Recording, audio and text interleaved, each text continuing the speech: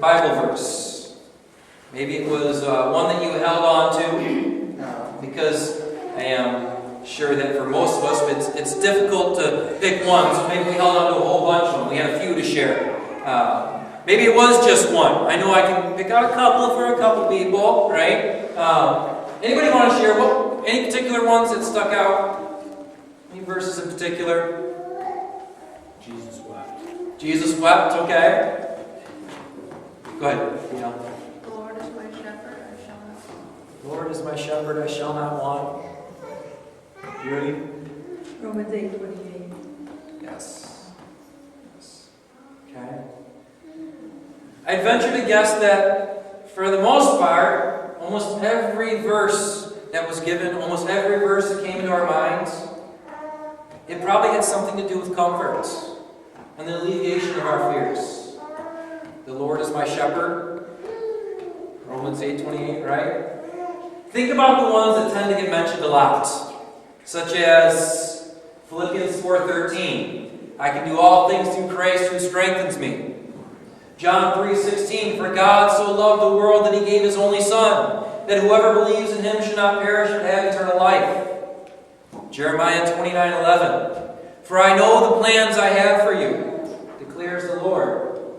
Plans for welfare and not for evil, to give you a future and a hope. Joshua 1:9. Have I not commanded you, be strong and courageous? Do not be frightened, and do not be dismayed, for the Lord your God is with you wherever you go. And these are just a few of them, right? I mean, there's a whole bunch I probably didn't even think of. All of these, every one of them has to do with giving us comfort and freeing us from our fears and anxieties. If these are the kinds of verses that we tend to cling to, what does that say about us? Well, it tells us that we are desperately in need of comfort, care, and providing. It means that we are always combating fear. Without even asking, as I already told, I didn't even ask Judy what hers was. I already knew it. Romans 8:28. And we know that for those who love God, all things work together for good, for those who are called according to His purpose. These all convey a basic truth about God that is summed up in this verse. God provides. He provides for those who love Him, and He never ignores the plight of His children. God is Father. We have said this before, and every single discussion about fear is always going to come back to that point. God is Father.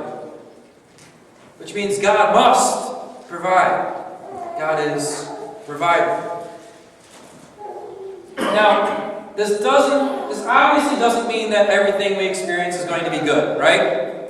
It also doesn't mean that everything we go through is going to be easy, painless, or without stress. In fact, it generally means exactly the opposite. Why does Psalm 23 say the Lord is my shepherd? Well, because we kind of need a shepherd because there's wolves and lions out there. Right? Why would God ever have to say anything of the sort if things were not bad in the first place? It says all things work together for good. It does not say all things will be good. The things are a mess. The things are bad. The things are stressful, and they are worthy of fear. This statement in Romans 8:28 is made because of the presence of bad things in the life of God's people who love Him. In that infamous Philippians 4:13 verse, Paul isn't saying he can do anything because Christ enables him to do it. Paul is not saying I can fly because Christ will let me fly. Paul is not even saying I can walk on water because Christ will make me walk on water. Okay? You know what happened just the verse before that? Paul's talking about being content and finding peace in the middle of bad things. Paul is talking about living a life without fear while experiencing the very things which are worthy of fear. God's promise is to provide peace and rest in the midst of a broken world. He promises to take us through the high waters, not around them. And when He has brought us through, we will not simply have survived, but rather something great will be accomplished. God's covenant promises are not about survival. They are about fulfillment and peace. He will not only bring us out safe and sound, but we will find blessing and strength in the process. The very thing that is supposed to bring us down is actually going to be the thing that will build us up. Again, God provides. You know, we can get a little interactive today. So, when you hear me say, when I say, God, I'm going to look at you, what are you going to say? Provides, right? God provides. God Provides. Okay, you can do better than that. Because He does. I was reading the other day about the Exodus journey in the wilderness. The part of Israel's history where God leads them through the desert. And He always provides. Water from a rock, bread raining from heaven. No matter what need God arose, God always addressed it. There wasn't a single one that God ignored. I mean, it was hot, it was dry, and they walked a lot, right? There was high water, or maybe better is there was fire, right? Because they're walking through the desert. But they never went hungry, and they always had water. They entered the desert a mass of people, and they left a strong nation. As I was reading, I started to feel like something was oddly familiar about this story. In fact, I started to think of another story that I like a lot better than the Exodus story. I realized that this was my story. Dramatic, unorganized, mistake-ridden, but always tending to work out, and always showing that God Provides. Take the example of Sarah and I. Unlikelihoods of unlikelihoods. Here we are, married and with a new healthy daughter, living and working in Oswego. Do you realize how much distance there was between us? How many coincidences happened, just happened to bring us together? How many tragedies that if had not taken place, we probably would have never met? How many mistakes I made, I can't speak for Sarah, but how many mistakes I made that if I had not screwed up, we never would have met? Let's just begin with Rochester College, because I like this story a lot better than the Exodus story. So we're going to do this. And just imagine the water coming out of the rock and the manna falling from heaven as I stumble and trip and complain, right? How does a 20-year-old orphan from Uganda end up in a small college of less than 700 students in Rochester Hills, Michigan? I'm not going to try to tell Sarah's story. Sarah can speak for it better than I can. So maybe, if you want to ask her later about more details of that, maybe she can, add the other bookend to my half.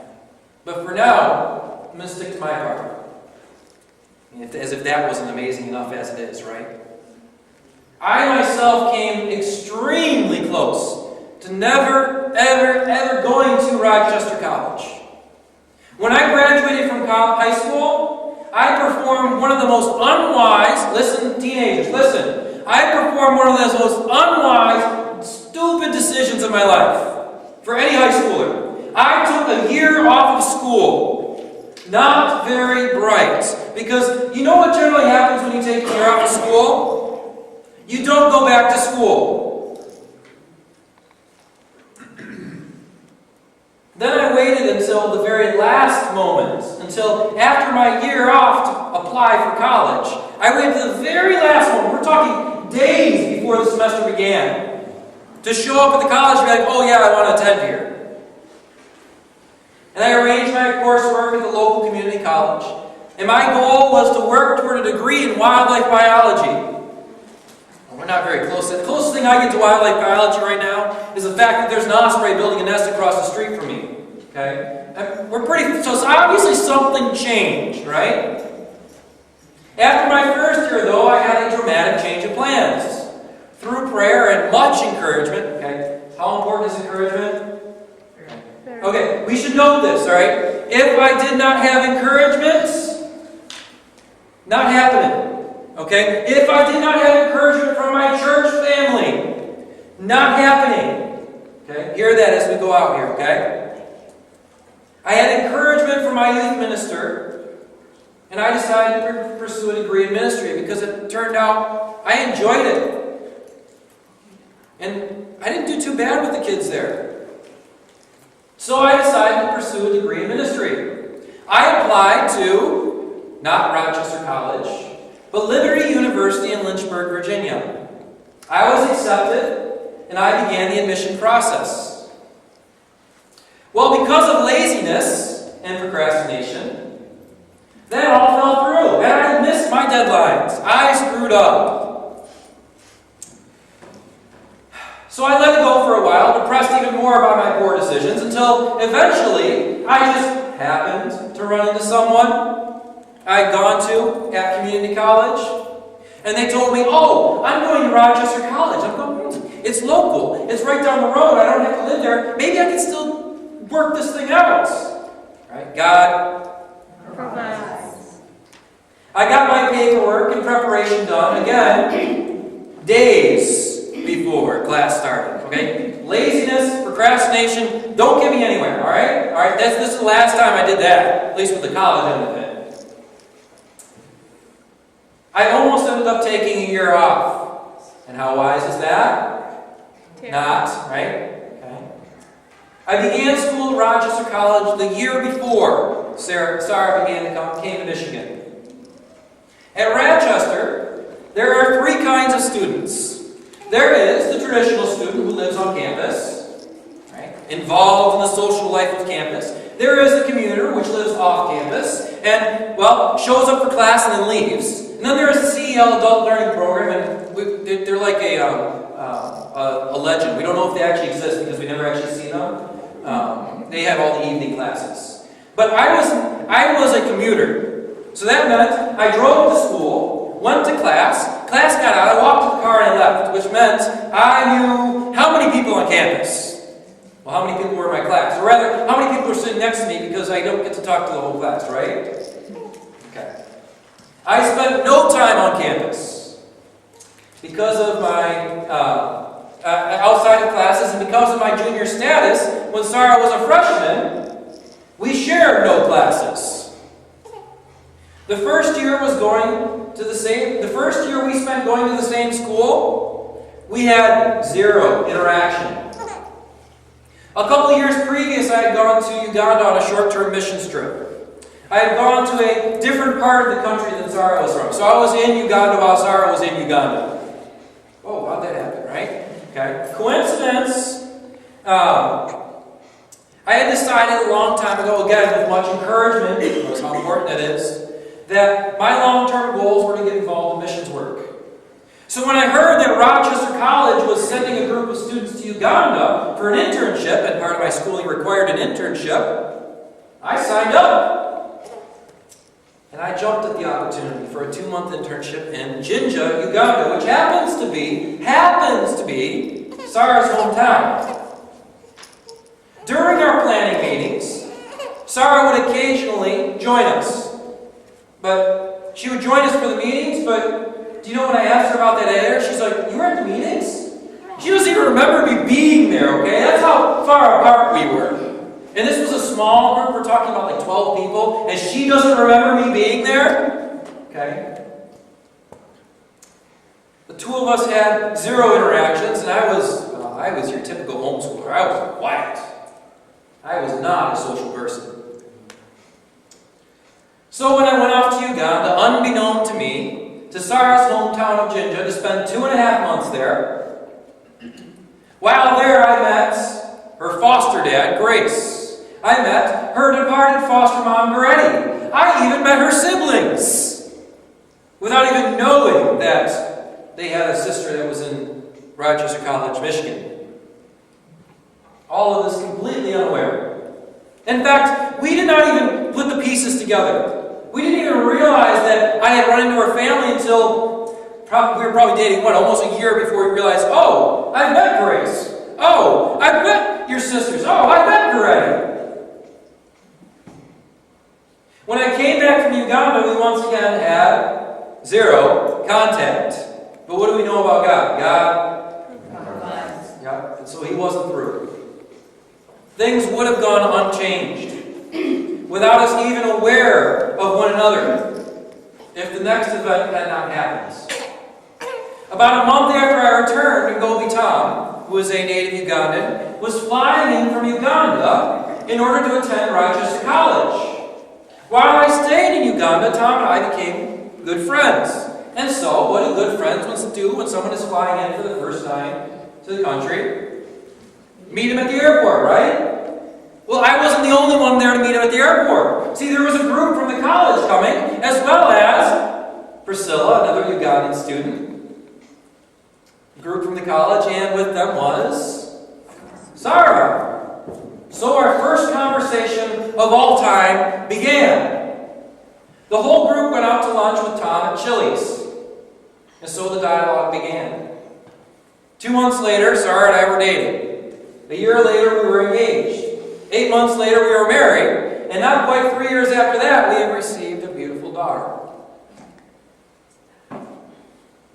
There are so many other instances in between as well. So many other small things that if this hadn't gone just that way, not happening.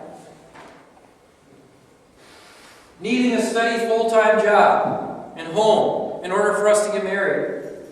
Somehow coming up with $3,000 for the wedding on my salary alone. So that we might go to meet her family in Uganda, who I met, but they never realized it was me. Going to Uganda with absolutely no visa for Sarah because the U.S. Embassy is such a pain. And being able for us to work things out, and yet here she is, right? Then there's the permanent residency challenge. Another $2,000 needed to be acquired, all while Sarah was still looking for work. A car accident, an unplanned pregnancy that occurs one month before Sarah's insurance kicks in. Coincidence or God? Provides. God provides. Over and over again, right? Medicaid to cover what would have been more than $5,000 in co-pays for delivery. And finally, a happy, healthy girl. One thing is very evident in our story. God always provides. I hope you realize something. That the support and generosity that are so thoroughly intertwined in my story and the reason we're even here, well, you're kind of stuck in there. I can't take you out of that story because you're so firmly entangled in that story that you just can't get out. Right? It wasn't just my youth pastor who gave me encouragement, was it? This congregation has been the answer to prayers in the hands and feet of God in many, many ways. In that small college, the Grant's daughters just happened to be attending. Sarah just happens to have been here to Oswego before I'd even heard of the place, and I still pronounce it Oswego. God always. Our story is filled with moments of mistakes and even tragedy and pain. That isn't the whole story. Notice that God did not just provide when I failed, but the story was written in such a way that if I had succeeded, if I had not been lazy, if I had not have screwed up, if I had succeeded in my plans, Sarah and I never would have met. I like my story a whole lot better than the Exodus one. There's something special to me about it. If we have eyes to see, we realize that we don't have to look much further than our own lives and stories to see that God always. There's a reason that the command God gives more than any other in all the Bible is do not fear. is because He's always in control. And He is always working for the good of those who love Him. Look to 2 Kings. Turn with me over to 2 Kings chapter 6. 2 Kings chapter 6, verse 14. Now, as we look at this story, as we read this part here, I want you to see something. I want you to see that this story sounds pretty familiar. And there's probably a story that you're going to like a whole lot better than this one. And it's not here. 2 Kings chapter 6. Starting in verse 14. In this story, Elijah has been prophesying to the king of Israel about troop movements of the king of Syria. He's been telling him, hey, they're over there, watch out. And this drove the Syrian king crazy. So when he found out where Elijah was, he sent a great army for this one man. He was not attacking a stronghold, but rather he was attacking a town in the search of a single man. Imagine that. Surrounded by a great army, all there just to get you. So he sent their horses and chariots and a great army, and they came by night and surrounded the city. When the servant of the man of God rose early in the morning and went out, behold, an army with horses and chariots was all around the city. And the servant said, Alas, my master, what shall we do? He said, Do not be afraid, for those who are with us are more than those who are with them. Then Elijah prayed and said, O Lord, please open his eyes that he may see. So the Lord opened the eyes of the young man, and he saw. And behold, the mountain was full of horses and chariots of fire all around Elijah. We may not be able to see it. We may not know it. But God is always taking care of us. And God always provides. Yes. Almost every moment we get stuck in the position of that servant. All we can see is the great army. The impending doom. All we can do is look on with eyes of fear. We ask God to open our eyes so we can see that He's actually there, that He's actually providing, but rarely is our request granted. God, where are you? Even if we are not able to see, we can know. God never fails. He never leaves. And God always provides. We can have assurance that even though we can't tell, God is always there. He is standing over us. He is standing over us, keeping us safe in the midst of troubles. Look back on your own story with eyes of faith. Look where you were and look at where you are at now. With eyes to see, we'll notice God's presence. Chance encounters, failings turning into blessings, everything working together. Even if things have fallen apart, yet here you are now. God got you through it before, and He will get you through it again. Notice that the fear and anxiety itself was actually the most painful part of the whole experience. What if we could take out all the fear of the unknown? Just simply take it away.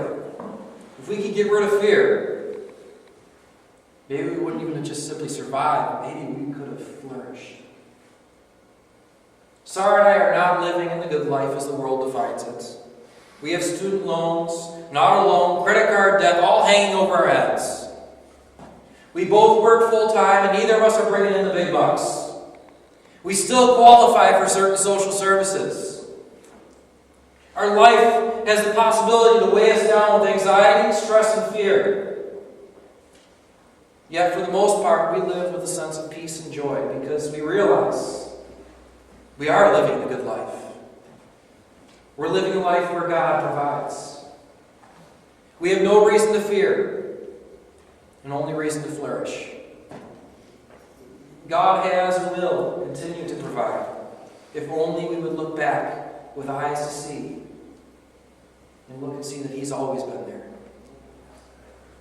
This is not to say that we do not have our times of stress and fear, but it is to say that when we are weak, He is strong.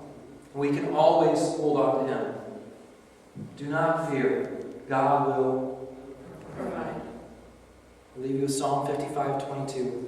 Cast your burden on the Lord, and He will sustain you. He will never permit the righteous to be moved. Cast your burden on the Lord, and He will sustain you. He will never permit the righteous to be moved.